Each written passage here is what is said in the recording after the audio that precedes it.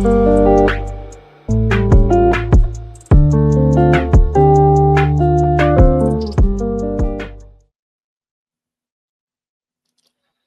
งค่าพี่น้องผู้ชมยินเสียงใต้ตีนับยำกุศกุปา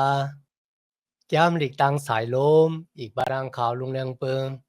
ไหลมาโหบทบโคบยากันกว่าแทงวันหนึ่งเขาย้อนหาตังหักเมตตาตังนิมเจอตังสมเสือมนเปียวดีลูกดีเถาลาพระเป็นเจ้าคำมา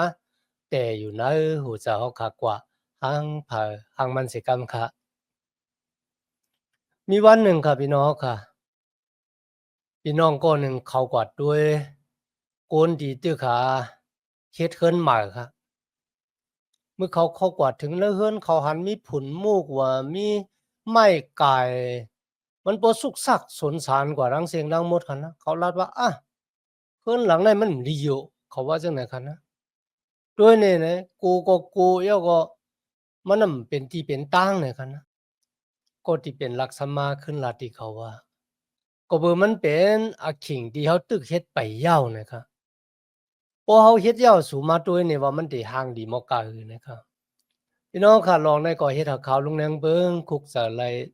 จื้อเจ้าเมืองก็หลินตู้ค่ะนะก็เหมือนจังหนังเป็นเฮือนที่เฮ็ดไปยาวค่ะนะสุดาสักต้านคริยานค่ะนะเฮาค่ะหลู่ไลเอาเพิ่นฮ้องว่าป้ายนั่นก็เป็นไซน์โปกค่ะนะเอามาห้อยที่คอเฮาเนี่ยเขาเตรียมไว้ว่าตึกเฮ็ดอยู่อำไปยาวนะคะนะไปยาวแต่ๆค่ะวันหนึ่งพอเฮ็ดยาวเนี่ยมันได้ห่างหลีแต่ว่าจุดาสักตานเฮานะตั้งจับซ้อมหอมไปจุอีชูเนี่ยเป็นจึงนั้นแต่ณวันมื้อนี้เฮาก็ได้สืบโดย1โครินธ์คาน11แต่จ้าที่ข้อที่4ครับ1โครินธ์คาน11แต่จ้าที่ข้อที่4ครับที่ในละถึงก้นซ้ายกูก็ค่ะนะ มือเขาสุดต้องนั่นก็มือเขาลาดความปลอแพทย์เนี่ยอย่าให้มีผ้าปกผ้าห่มสุ่มในหูเขาเพราะว่าคนใจสุดต้องนั่นก็เขาห่อลาดความปลอแพทย์กันนะมีผ้ามาปกมาห่มไว้เหนือหูเขาเนี่ยอันนั้นน่ะมันเฮ็ดให้หูเขาเนี่ยเป็นดังอันไหลขามดังอันหลีอกหลีอายในเขาคนนางยิงสุดต้องนั่นก็ลาดความปลอแพทย์ในซ้ำ หลูมีพามาปกหูบ่มีพามาปกหูเขาบ่ได้จังมันได้เฮ็ดให้ป้าเอาตั้งอันดีอกดีอายมาฮอดแผ่วถึงเขาพวกเขาปกหูก็ให้เขาถาหูล้อมแหในเขาว่านะที่ในค่ะสลับบ่รู้ได้ลาดถึงรองของโมเสปะเฮาขาดต้องอยู่คะเนาะวันที่พระเป็นเจ้าจากโมเสปากุนมิวอิสราออกเมืองอียิปต์มาถึงที่ลอยซีนาค่ะ โมเสสคืนกว่าชุดต้องตีพระเป็นเจ้าข้าวดัง40วันค่ะเนาะวายเสนั้นโมเสสลงลอยซีนามาเมื่อเขาได้รับปิญญาตราสิปายเอาค่ะนะเมื่อมาถึงปีกุนเมียวอิสราทั้งหลายค่ะนาของโมเสสเนี่ยเต็มเลยหมุนพุ่งตันโคของพระเป็นเจ้าในคันนะมีอลองฮือเฮืองออกมาที่นาของเขาที่นั่นครับโมเสสเลยเอาพาเนี่ยมาปิกนามันไว้ก็บ่สั่งโมเสสเอาพามาห่มนาขลาบ่ได้จังณสมัยแก้มเด็กมีไว้ว่าก็บ่ว่าโกนมิวอิสราเขามีตังโกตังเหต่อโมเสสเขาโกค่ะนะที่ในเฮาค่ะเลยหันว่าตั้งอันโมเสสเขาสุดสูสุดจับพระเป็นเจ้านั่นน่ะมันไหลหับหมุนพุงตันโคของพระเป็นเจ้ามาในจุดตาสักของมันคันนะก็บ่จังนั้นนะวันมื้อนี้ครับเพราะว่าลูกหลางตะเปเจ้าเนี่ยจะอะขิงข้าวยามอยู่จอมนำคำตลาพระเป็นเจ้าอยู่จอมตั้งอันสุดต้องเติงหาพระเป็นเจ้าพี่น้องค่ะณจุดตาสักตานเฮาค่ะคันนะแต่เจ้าตั้งวุ่นเจอใครเจอเฮาตั้งแก้มตั้งปองเฮาตั้งเฮ็ดตั้งสร้างเฮาเนี่ยแต่มีตั้งแหลกหลายค่ายปุดมาเหมือนจังหนังที่โมเสสนั่นค่ะนะ พลาก็เย้าค่ะนะว่าไม่ยิงคนใจค่ะเพราะว่าคนคนนั้นสุดจับสุดจูพระเป็นเจ้าบ่ได้จริงณจุดอาสักตานของเขาค่ะเตมีตั้งหือเฮิงเปิงใส่ของพระเป็นเจ้าเปิงออกมาณจุดอาสักของเขา ใน2โกรินตูคาน3ข้อ13ค่ะนะเฮาเหมือนโมเสสที่เอาผ้าโปกห่มนาไว้ไหนคะนะปุนดากนมิวอิสราเขาเต็มหันพุงดันคูของพระเป็นเจ้าที่มันจางหายกว่าร้อยๆในเขาลองในกรณีมีแต่หมายไว้เนื้อแก้มันออกกว่าคาน34ข้อที่33ก็เพราะว่าเฮาค่ะเคยป่องแสงแรงจากนำเลยเสียในคณะเฮาคำมาอ่านไรเขากับแนวขาดลาถึงลองตั้งอันกลใจสุดต้องตึงหาพระเป็นเจ้าแล้วฮอความปรล้อแพทย์กันนะตั้งอันสุดต้องตึงหาพระเป็นเจ้านั้นมันเหมือนจึงเขาเอาลองตั้งของโกนค่ะเอาต่างเปียนี่พระเป็นเจ้าเมื่อเขาค่ะฮอลาดความปรล้อแพทย์นั้นซ้ำเป็นตั้งอันเอาความของพระเป็นเจ้าเนี่ยมาต่างเปียนี่โกนที่ในค่ะโกนใจอำตับหลวงโปกโหมือสุดต้องก็ย่อมือลาดความปรล้อแพทย์ก็ย่อก็เพื่อสังคนไหนจัง ก็เปือว่าเจ้าเยซูคริสต์เป็นหูของคนซ้ายเหมือนจึงที่เขาคาไลเห็นมาใน1โกรินธ์คาน10คันนะพระเป็นเจ้าเป็นหูของเจ้าคริสต์เจ้าคริสต์ซ้ำเป็นหูของคนซ้ายคนซ้ายซ้ำเป็นหูของนางยิงไหนคะนะมันมีหมายคับแจนมันก็เพราะฉะนั้นคนซ้ายตับหลบโปกหูกำในบ่มาลัดถึงนางยิงก็นางยิงหลุเลยโปกหูครับก็เพราะว่าคนซ้ายเป็นหูของนางยิงไหนเขา หรือสินั่นก็ครับมันเป็นรองดังตีมักคานไว้ปุนตาโกนยิงที่อยู่ในเมืองโกรินตูปุนตาโกนยิงที่อยู่ในเมืองโกรินตูกันนานกว่าในแต่ว่าไหนก็เลยก็เบื่อเฮาคำเลยอ่านทบเนกาลาตีเอแพทเจอในคันนะทบกันนะที่เฮาคัดทบนำที่สุดในก็มีอยู่ในแก้ม1โกรินตูเมืองโกรินตูในคันนะเพราะว่าแม่ยิงก็ละโปกหูบ่ในจริง แม่หญิงคนนั้นน่ะเป็นแม่หมอกยาเป็นแม่หมากล้ำในคะเนาะก็เพราะฉะนั้นครับทีนั้นอะเขาจึงเผออกให้คนเลยฮู้ว่าก็เหรอเป็นแม่หมอกยาและก็เหรอเป็นลูกหลานตะเปของพระเป็นเจ้าเขาว่ามันแข็มจ้ะกุยก็ทีนั้นค่ะคนยิงบ่ใครพร้อมค่ะนะจอมหนังเดียวค่ะเลยล่ะแล้วก็ย่อมไม่ยิงก็ย่อคนใจก็ย่อเป็นขี้คาก็ย่อเป็นขุนก็ย่อเพราะว่ามาอยู่มาตำจันนะจุยสู้เนี่ยเขามีตั้งหลอดแล้วนะจุดอะสักตานของเขาทีนี้นางยินว่าจังกะมือเฮาสุดต้องมือเฮาลาดความปะโลแผดนั่นอ่ะเฮามันตับหลกโปกโหก็แล้วก็ปือเฮามีตั้งหลอดแล้วเนี่ยเขาอะทีนี้สำหรับบ่รู้สึกลัดว่าเจอเจิงหนังนั้นไหนคะนะเฮาโลข้ามอยู่ตะตั้งอุปปึงของคนใจายตั้งอันเอาพามาโปกโหนั่นน่ะมันเป็นปุ่งหางตั้งอันข้ามอยู่ตะตั้งอุปปึงมันจะอยู่ตะตั้งอุปปึงของคนใจายก็นั่นเว้ยเป็นตั้งอันข้ามอยู่ตะตั้งอุปปึงของพระเป็นเจ้าป้าเนี่ยมันเป็นรองหล่ำรองอาเยเหยาจ้าเนี่ยค่ะเนาะพี่น้องค่ะที่ไหนก็เฮ็ดให้ป้าจ๋าป้าจ๋าลองสังขารว่าไหนจึงก็บอกว่ามีหลายจื้อเจ้าค่ะนะเขาว่าปันนางยิงในโฮตะลาตั้งเกจอดพี่น้องค่ะเพราะว่าเขาขาดตัวใน1โกรินธ์ที่ในสลาปอรู้รัดว่าเพราะว่าแม่ยิงที่สุดต้องในที่ปังกุมค่ะนะสุดต้องในจื้อเจ้าไหนค่ะแหละเพราะว่าแม่ยิงที่โฮความปะล้อแพทย์เนี่ยก็บอกว่าพระเป็นเจ้าก็เจ้านางยิงเขาเป็นปะล้อแพทย์เหมือนกันค่ะนะ ถ้าบอกก็ความที่พระเป็นเจ้ามาย่อก็ลาดในพี่น้องนะชื่อเจ้าก็บ่ซึ่งนั้นที่ไหนอ่ะเพราะว่าเขาขาดตุ้ยลีๆบ่ไหนจึงสลาบ่ลุ่มเลยห้ามว่าอย่าไปหานางยิงสุดต้องนั่นก็ลาดความปลอแพทย์ในชื่อเจ้าจะซึ่งนั้นค่ะนะพี่น้องค่ะมีเสียป้างว่าจังค่ะเมฆาเนี่ยมอสอนสมาแก้มดิลีเสคาว่าหรือสินั้นก็ค่ะ ก้นที่เป็นกรมตีนะจื้อเจ้าเนี่ยใครถ่อมเมของเสียก็เนี่ยสอนสมาแก้มดีครับว่าก็เพราะฉะนั้นครับพระเป็นเจ้าเนี่ยปันสุนเลยสุนเป็นที่ก้นยิงค่ะนะพเลยก็เย้าค่ะเมื่อก็อ่านนะ1ติโมเสคาน2ข้อที่8ถึง10ค่ะนะที่นั่นก็สลับปอลูแต้มส่งถึงติโมเสค่ะนะก็เพราะฉะนั้นนะครับ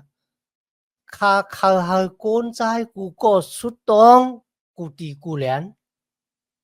สุดต้องรวยเจอ ที่มันลูกตีใจของเฮามาไหนกันนะเฮายกมือตีมดจังเขาซะ มีตั้งอันเถียงกันมีตั้งอันใจลำต่อกันนางยิงก็เหมือนกันเธอเฮ็ดทางเฮ็ดผางกันนะหางเคิงเฮามันเข้มแหลบตับหลูกผือขนหูยก็เฮ็ดทางเฮ็ดผางเสิคำเสิงุนใส่แสงปะตะเมียยก็ใส่ซื้อโคที่มีกายคันลงเลยอย่าไปห่างเคิงตั้งนอกมันก็นานกุ้ยไหนกันนะกุ้ยกะเฮาห่างเคิงตั้งเนอเขา1ติโมเสคัน2ข้อ8ถึง10กันนะพี่น้องค่ะก็เปิดสังกันนะก็บ่ว่านะกับปานนั้นกันนางยิงหวังก่อนเนี่ยเขาห่างเคิงเมื่อกวนใจตัวย่อเฮ็ดให้ป้าเสนอลองกามมาค่ะก็บ่จังไหนสละบ่รู้ก็ลัดว่าตั้งอันเฮ็ดทางเฮ็ดผางนั่นน่ะอย่าไปห่างเคิงมันเหมือนจึงเมื่อกวนใจตัวย่อไหนเฮ็ดให้เขาป้าจะเนอลองกามมาเนี่ยอย่าไปเฮ็ดจังนั้นนั้นกุ้ยก็เฮาทางเคิงเฮ็ดทางเฮ็ดผางแคมๆแลบๆแล้วก็มีตั้งหนิมสิมแล้วก็มีตั้งเย็นแงดิป้าจ๋าคันนะพี่น้องคันนะร้องเลยนะอันนั้นเป็นสลาบอลูสั่งสอนปันพี่น้องในเมืองโกลินตู้เขาใน1เปโตรค่ะสลาเปโตรก็เลยสอนเหมือนกันค่ะนะ1เปโตรคัน3ข้อที่1ข้อที่3แล้วก็ข้อที่4กันนะสู่ทั้งหลายที่เป็นเมก็เหมือนกันว่าให้สู่ทั้งหลายถ่อมความผูของสู่ให้ถ่อมกันนะปุณตาผูของสู่ติมไปเลยอยู่มัดนั่นน่ะเขาได้เลยห้าเป่าตั้งเกตยอดลุยตั้งกำตั้งจ้างของก็ที่เป็นเมอาบเตเฮ็ดให้เขาป้าสาในรองของพระเป็นเจ้าลุยตั้งดีสุ่มตับหลุลัดความสังสีเมียวในกันนะสลับไปดูก็ว่าให้สู่ห่างเคิงในใจของสู่ก็เปว่าตั้งอันห่างเคิงในใจนะครับมันมีวันสุดวันเสียงเขาว่านะแล้วก็เป็นตั้งอันนิมสิมเป็นตั้งอันเย็นแง่แล้วก็เป็นตั้งอันใหญ่เมียดในสายตาของพระเป็นเจ้าเนี่ยพี่น้องก็บ่ว่าเขาขาดตัวนางยิงในสมัยจามเล็กพระเป็นเจ้าคันนะที่เขาเฮ็ดทางเนาะเฮ็ดทางเฮ็ดผางย่อมือกวนใจตัวย่อเฮ็ดให้กวนใจป้าจะเขาศึกสำกามาจอมเขาในกันแหละจอมหนังเดียวคาเลยหันกันนะตั้งอันเฮ็ดทางเฮ็ดผางหวางมิ้วเนี่ยมันเฮ็ดให้เปิ้นตัวย่อมีใจกามาก็บ่จังนั้นที่ได้เป็นความสั่งสอนที่แคมจ้ะเฮานางยิงเนี่ยทางเคิงลุยตั้งเหยียนแงกันนะเปิ้นตัวย่อหนังว่าหลีนับนาถือตาหลีอยู่เสโกยำนะครับมันจะตัวย่อว่าเฮ็ดให้ป้าจะในรองของกามาตนากิเลสาในยาวเป็นเจิงหนังนั้นในสลาปอลูและสลาเปตูก็เลยฟังสติไว้ก้อยกับนางยิงเดี๋ยวขาหันดีอย่ามียัดในกันนะเขาหางเคิงเข้มแต่มาได้เป็นเตปอลานางหันหน้าอบิกายินหรือฉะนั้นมันก็นางมารีแม่ของพระเยซูคริสต์กันเป็นดังอันหางเคิงเข้มแลบไหนกันนะนั่นก็เสียป้าในเขาก็หมอตุ้ยก็ว่านางยิงก็ละที่หางเคิงย่อมันหมันแมนซีจาเนี่ยอันนั้นก็ข้าก็บ่เลยเจ็ดเชบ่ตันได้กันนะหรือฉะนั้นเหมือนกันนะ1เปโตรคัน3ข้อที่7กันนะสละเปโตรลาตีก็ที่เป็นโผ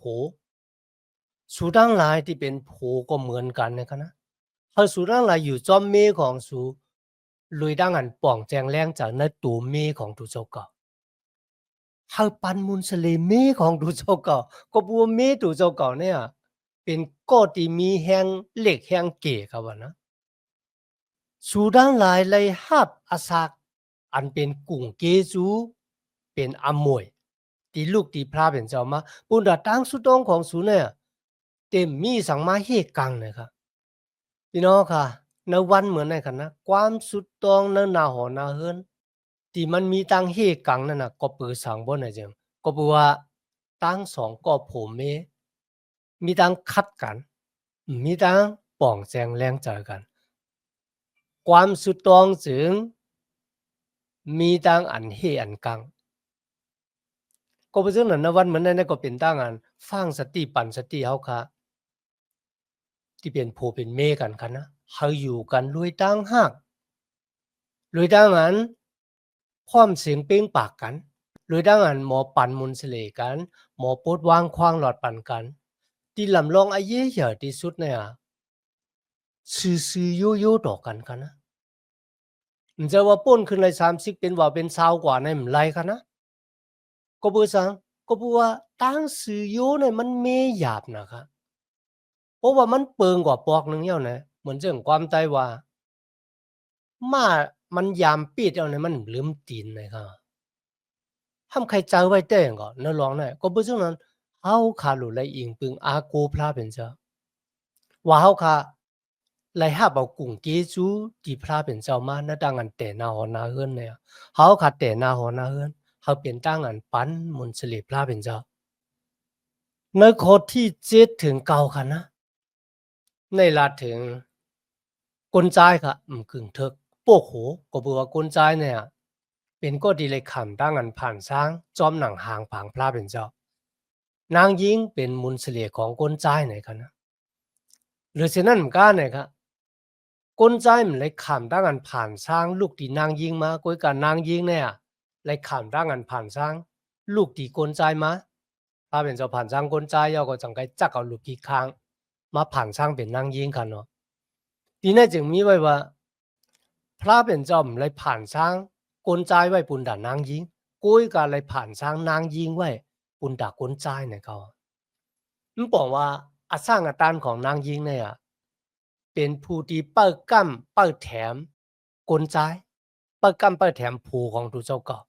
มันบอกว่ากลจายเนี่ยค่ะนะครึ่งหนึ่งของกลจายเนี่ยเป็นเมของทุเจ้าก็ป้มไปมีเมบ่เนี่ยจังมันเหมือนจังว่ากลจายก็นั่นไปเป้ว่าเป้จุ่มมันไปเตรียมโทนก้อยกะหวางโก้ค่ะนะที่พระเป็นเจ้าเหลือเก็บไว้เผไว้บนดาบทำนาการพระเป็นเจ้านั่นแต่ก็เขามีเมสีตาก็เขาก็เฮ็ดให้อโลของพระเป็นเจ้าอ่องอย่างอยู่ค่ะนะ1โกรินธ์คัน11ข้อที่10ค่ะนะก็เปิ้นจังหนังนั้นนะครับแม่ยิงกูก็เนี่ยหลู่ไล่เอาพาโปกโหตูเจ้าก็เปิ้นว่าทอกลุยตะหม่านกลางเอาพระเป็นเจ้าพี่น้องค่ะมันป้องว่าตั้งอันโกนเฮาคาเฮ็ดวัดกูก่อยพระเป็นเจ้าเนี่ยเจ้าว่า才是怕昆农当为正个来จะซึ่งหนังนั้นค่ะนะจอมหนังเดียวค่ะตัวหนังโกนกว่าเฮ็ดวัดหูนางสร้างทู่เนี่ยเขาก็ย่างเฮ็ดหางเฮ็ดผางเข้มๆแหลบๆค่ะนะโมดจังขาวสายแต่ก็บ่ซึ่งนั้นตั้งอันเฮาคาที่เป็นลูกหลานตะเปพระเป็นเจ้าว่าแม่ยิงคนใจมือเฮาติเฮ็ดวัดกูกว่าพระเป็นเจ้าเนี่ยตั้งอันเฮ็ดหางเฮ็ดผางเฮาค่ะเนี่ยมันเป็นตั้งอันปันมนต์สิริพระเป็นเจ้าเมียวหนึ่งเหมือนกัน ทีนี้ก็ลาดถึงว่ามือเฮาเฮ็ดวัดกูกว่าพระเป็นเจ้าเนี่ยตะหม่านกลางเฮาพระเป็นเจ้าเปิดตัวอยู่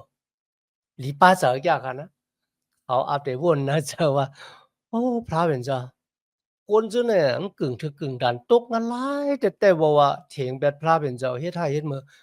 ก็เปิดสังเขาซ้ำไรหาบกุ้งเกจวนเดียวเมียเดียวก็ขึ้นไหว้น้ำมาหาพระเป็นเจ้าย่อเฮ็ดวัดกูกว่าพระเป็นเจ้า ตั้งอันเฮ็ดทางเฮ็ดผางอันห้างดีห้างงามเนี่ยค่ะนะตั้งนอกุ้ยเหมือนกันในใจของเขาก็เต็มปาเลยตั้งหากตั้งอยู่สิกูยามตั้งสิอยู่ดอกพระเป็นเจ้าเนี่ยก็เพราะฉะนั้นที่นี่ว่าให้ทอกลุยหน้าตะหมันกลางหาวของพระเป็นเจ้า1โกรินธ์คัน11ข้อ11ค่ะนะเป็นจึงหือก็ย่อในพระเป็นเจ้าเนี่ยกลใจก็หลุเลยอิงปึงนางยิงก็หลุเลยอิงปึงกลใจเขาว่านะมันเหมือนเรื่องอาณาของนางยิงเนี่ยมันอยู่ที่ตั้งอันนางยิงอิงปึงอาโกผูดูเจ้าเก่าอาณาคนใจก็อยู่ที่ตั้งอันอิงปึงนางยิงเนี่ยก็บอกว่าตัวคนใจเนี่ยมันอยู่ที่นางยิงครึ่งนั้นขนาดนั้นในข้อที่12ครับก็บอกว่าแม่ยิงเนี่ยเลยข้ามตั้งอันผ่านสร้างมาต่างคนใจจึงหนังหือเนี่ยโอ้ยกะในวันในได้เนี่ยครับคนใจกูก็เกิดมาที่นางยิงเหมือนกันโอ้ยกะกูสำกูเปิงซ้ำ ลูกตีพระเป็นเจ้ามาทางเสียงทั้งหมดมันบอกว่าพระเป็นเจ้าอ่ะเป็นตีแต่ของกูสำกูเปิงนาหอนาเฮินสุตะสักตานนาที่การงานไหนตั้งอันเฮามีตังหลอดแล้วตั้งอันเฮาอาศักรีบอยู่เนี่ยเขาก็อาศักรีบอยู่ปุนดาปั่นมุนสิริพระเป็นเจ้าตังกี้สู่พระเป็นเจ้าแต่ว่ากันนะพี่น้องค่ะคนใจก็เย่าคนยิงก็เย่าเนี่ยค่ะนะ ผาดเพกันนำไรเพราะว่าผาดเพกันเลยมันเหมือนจังเขามีครึ่งหนึ่งกันนั่นก้อยก็เพราะฉะนั้นนะครับผาดเพกันนำไรละตั้งสองก้อนเนี่ยหรือไรเป็นอันหนึ่งอันเดียวกันกำเนิดเขากลับมาโดยในข้อที่14กันนะเพราะว่ากลใจก็หลายไว้ขนหูยาวเนี่ยมันเป็นรองดังอันดีอายนะนะครับพี่น้องค่ะในวันเหมือนในค่ะนะเขาค่ะไรหันกลใจก็ไว้ขนหูยาวค่ะนะเมยิงก็ซ้ำไว้ขนหูปอดเนี่ยเอากว่ามาเผอเป็นเมยิงเผอเป็นกลใจบ่มใครฮู้กันเนาะนักกะปานเมื่อกูบอกจอมหนังเดียวค่ะเลยฮู้ลองของสามสุนแซมสันเนาะ พระเป็นจะเป็นผู้ที่มีอำมิ่งค่ะนะเขาไว้โคนหูยาวอย่าไปถาหูลอมไหนเนี่ยที่ได้ก็รัดว่าตั้งอันไว้โคนหูยาวนั่นน่ะยังเป็นตั้งอันดีอกดีอายรู้ก่อนครับว่าคุยกันนะวันเหมือนได้ค่ะนะตั้งอันก้นใจหวังก็ไว้โคนหูยาวเนี่ยมันเหมือนจะเขาไว้โคนหูยาวบุญดาเดเป็นนาซารีเทไว้เขาเป็นก้นมดจ่างบุญดาเดเจ้าตื่นและการงานของพระเป็นเจ้าในมันเจอเขาเฮ็ดซ้อมหนังอะลูของตูเจ้าเก่ากันนั่นเว้ยก็บ่ซึ่งนั้นคันนะตั้งอันเฮาคาไรเฮ็ดซ้อมหนังข้อความของพระเป็นเจ้านั่นน่ะมันติป้าเอาตั้งสุกซักปอกปอกเป็นมาณจุตาสักของเฮาครับเฮาก็มีทั้งรถแล้วเฮ็ดไรกูเมียวมันจะคะแนนเนี่ยใจเขาพี่น้องเขาเฮาก็เฮ็ดไรกูเมียวกุยกะจะว่าตั้งเฮ็ดเดียวเฮ็ดกูเมียวที่เป็นอากิวมันจะกันนะ ตั้งเฮ็ดที่เฮาเฮ็ดกลุ่มโยมจะว่ามันติเฮ็ดให้อาศักตานภายวิญญาณเฮาขึ้นอย่ามาซุมจะก็เป็นจังนั้นค่ะเฮาคารู้เลยอยู่ในตั้งอันพระเป็นเจ้ามักคั่นเอาไว้ปุณตาจุตะอาศักตานเฮาคันเนี่ย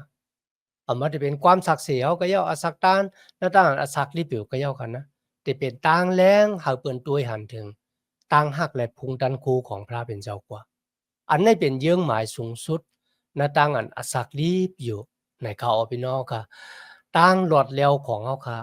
ไลมีตีตึกรวยตั้งหักที่มีต่อพี่น้องเขามีตีตึกค่ะตั้งหลอดแล้วเขาค่ะอีหยังค่ะที่เฮ็ดให้ตั้งหลอดแล้วเขามีตีตึกเนี่ยนั่นก็ตั้งหักที่เขามีต่อพี่น้องเขาค่ะลูกหลานตะเปเจ้าขี้ลึดในตั้งเฮ็ดตั้งหลาดของเขาโกนต่างก็ที่ไปเลยอยู่มาตำจันในจุยสู้ขี้ลึดในตั้งเฮ็ดตั้งหลาดของเขาก็เพราะฉะนั้น เขาคำมีตังหลอดแล้วเฮ็ดสังก็ไรก้อยกะมันมีติตึกมันมีทางอันต่างเกจูพี่น้องเขาขายันน่ะในวันเหมือนนั้นที่มาเห็นแกมดีกว่าซ้อมกันเราบ่ถึงอาคิงเขาขาสุดเสียงกว่าค่ะย้อนหาตั้งหักเมตตาตั้งนิมจาตั้งสมเสอมวลเปียวตีลูกดีเท่าลาพระเป็นเจ้าขามาแต่อยู่ในหูเจ้าขากว่าหังผาหังมันเสกรรมค่ะมาสุงค่า